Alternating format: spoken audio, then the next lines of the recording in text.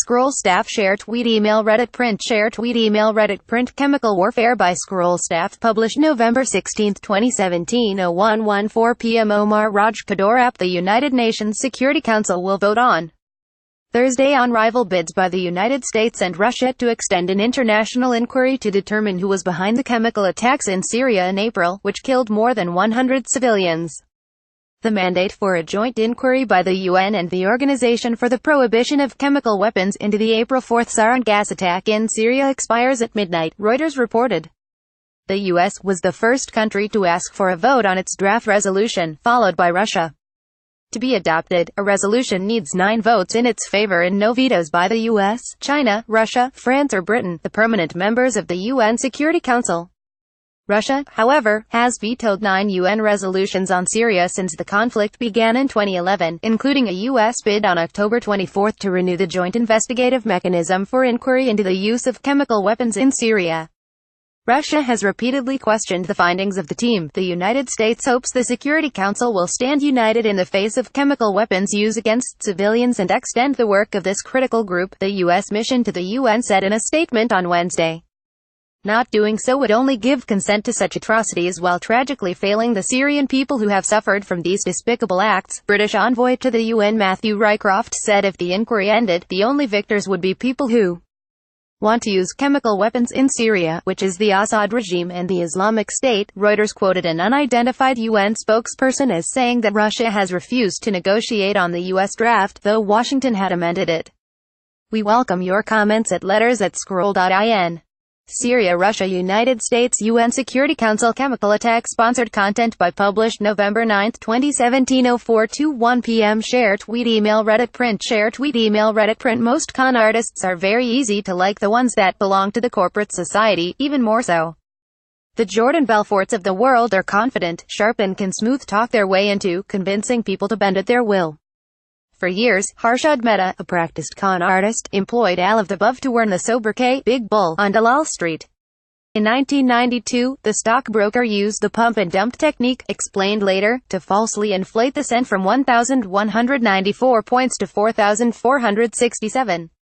It was only after the scam that journalist Sukata Dalal, acting on a tip-off, broke the story exposing how he fraudulently dipped into the banking system to finance a boom that manipulated the stock market. In her book, The Confidence Game, Maria Konnikova observes that con artists are expert storytellers. When a story is plausible, we often assume it's true. Harshad Mehta's story was an endearing rag-to-riches tale in which an insurance agent turned stockbroker flourished based on his skill and knowledge of the market. For years, he gave hope to marketmen that they too could one day live in a 15,000 square feet, posh apartment with a swimming pool in upmarket Worli. One such marketman was Keaton Parekh, who took over Dalal Street after the arrest of Harshad Mehta. Keaton Parekh kept a low profile and broke character only to celebrate milestones such as reaching Rs. 100 crore in net worth, for which he threw a lavish bash with a star-studded guest list to show off his wealth and connections. Keaton Parekh, a trainee in Harshad Mehta's company, used the same infamous pump-and-dump scheme to make his riches. In that, he first used false bank documents to buy high stakes in shares that would inflate the stock prices of certain companies. The rise in stock prices lured in other institutional investors, further increasing the price of the stock.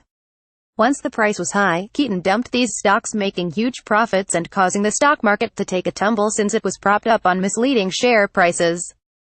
Keaton Parekh was later implicated in the 2001 securities scam and is serving a 14-year SEBI ban.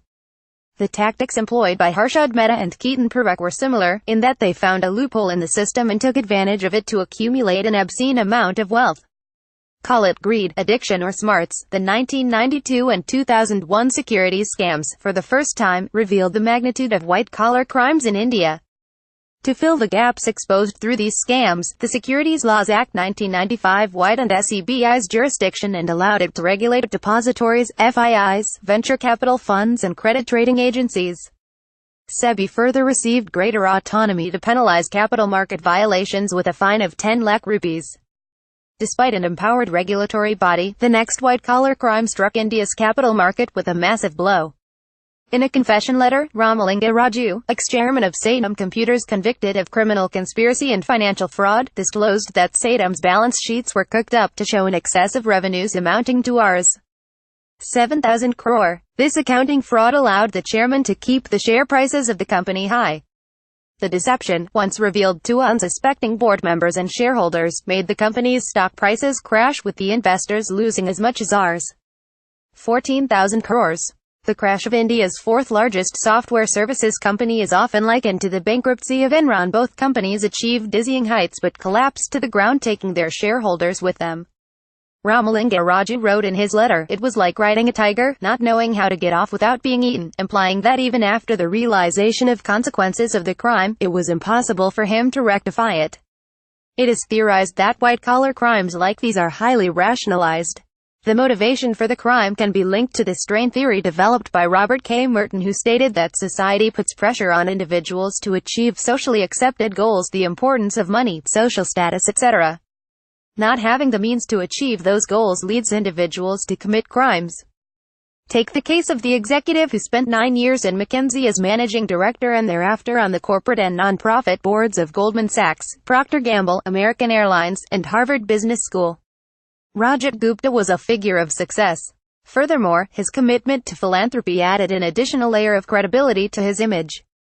He created the American India Foundation, which brought in millions of dollars in philanthropic contributions from NRIs to development programs across the country. Rajat Gupta's descent started during the investigation on Raj Rajaratnam, a Sri Lankan hedge fund manager accused of insider trading. Convicted for leaking confidential information about Warren Buffett's sizable investment plans for Goldman Sachs to Raj Rajaratnam, Rajat Gupta was found guilty of conspiracy and 3 counts of securities fraud. Safe to say, Mr. Gupta's philanthropic work did not sway the jury. The people discussed above have one thing in common: each one of them was well respected and celebrated for their industry prowess and social standing, but got sucked down a path of nonviolent crime. The question remains, why are individuals at successful positions willing to risk it all? The book Why They Do It: Inside the Mind of the White-Collar Criminal, based on a research by Eugene Soltz, reveals a startling insight. Soltz spoke to 50 white-collar criminals to understand their motivations behind the crimes. Like most of us, Soltz expected the workings of a calculated and greedy mind behind the crimes, something that could separate them from regular people. However, the results were surprisingly unnerving. According to the research, most of the executives who committed crimes made decisions the way we all do, on the basis of their intuitions and gut feelings. They often didn't realize the consequences of their action and got caught in the flow of making more money. The arena of white-collar crimes is of commanding players with large and complex personalities. Billions, starring Damian Lewis and Paul Giamatti, captures the undercurrents of Wall Street and delivers a high-octane, ruthless attorney versus wealthy kingpin drama. The show looks at the fine line between success and fraud in the stock market. Bobby Axelrod, the hedge fund kingpin, Scully, walks on this fine line like a tightrope walker, making it difficult for Chuck Rhoades, a U.S. attorney, to build a case against him. If financial drama is your thing, then block your weekend for Billions. You can catch it on Hotstar Premium, a platform that offers a wider collection of popular and Emmy-winning shows such as Game of Thrones, Modern Family, and This Is Us, in addition to live sports coverage, and S. To subscribe, click here. This article was provided by the Scroll marketing team on behalf of Hotstar and not by the Scroll editorial team.